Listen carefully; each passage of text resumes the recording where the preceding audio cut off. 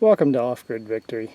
I just wanted to do a lessons learned in terms of drilling a deep water well, as well as the various pump options out there and what I decided to do and what I would recommend. So here's the well. Here's the conclusion of it. So I have an electric well pump down there. It's 110 volt, draws roughly 10 amps, and it's a 1 horsepower engine, and I'm using 1 1/4 PVC pipe with underground wire. And this pump doesn't require a controller, so basically I just plug it in up there, either to a generator or to solar, and my water will come out of there. And I just kind of jerry-rigged a PVC pipe system. That's a female thread. With a male thread, I put it into these IBC containers up there, and then through gravity just let it feed the one on the bottom there. And there's my little pump. Also, I'll probably put another one here, so I'll have 4. So I'll have roughly 1,100 or so gallons of water at my disposal.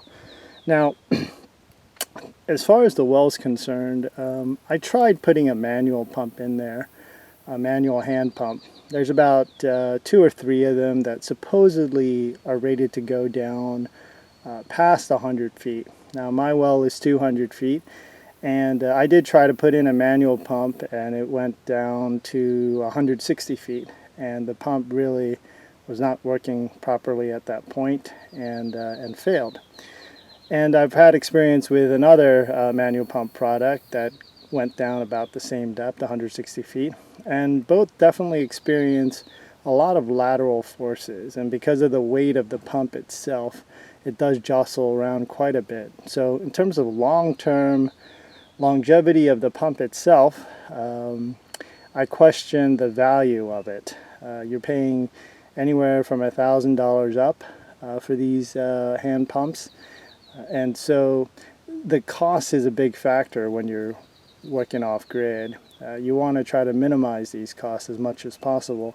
This particular electric pump that's in here with PVC, with the electric, I believe the pump was about $160. The PVC ran about $100, and I'm going down 190 feet. And the wire was about $80, incidentals, whatnot. So basically a $500 project. And now, instead of back-breaking water pumping manually by hand, well, just basically connect it up to power and you have water. And this is the recommendation I would give, because a lot of these hand pumps require a very stable water level. Now, this static water level, it's a misnomer. There's no way that water in a well like this remotely stays at a certain level. It's going to depend on the season, how much rainfall you're going to get. To give you an idea, this particular well, when it was first drilled in the spring, the water was hit at 50 feet, and I was getting steady water at 70 feet a few months after that. Then it dropped down to 80 feet, 100 feet. Now we're in July, and it was below 120 feet. And so the the pumps that I had before, I had a pump that was rated to go down 100 feet. Well, that just wasn't enough. So I replaced it with a motor that can run 220 feet, which exceeds the limits of my well, which is down 200 feet.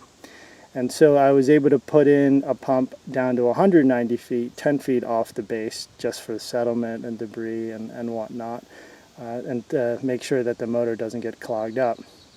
So my recommendation would be go with an electric pump if you're going below 100 feet. If you're staying above 100 feet, yeah, manual hand pump, I think that would be fine.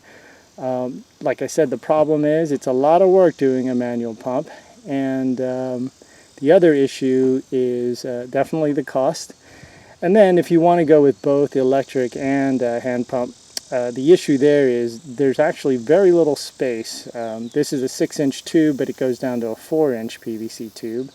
And at that point, you're going to have to put the electric pump below the manual pump. And that alone could cause issues as well. So my recommendation would be just go with an electric pump, and if the grid goes out, well, you have a generator, you have solar. If all of that goes out, you can take this pipe out and you can just use a bail and bail your water out, as I've shown you in other videos.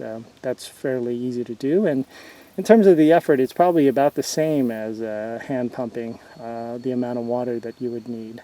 And this way I can easily pump out 50 to 100 gallons electrically at my fingertips. So that's what I would recommend. Go with an electric pump, save yourself some money.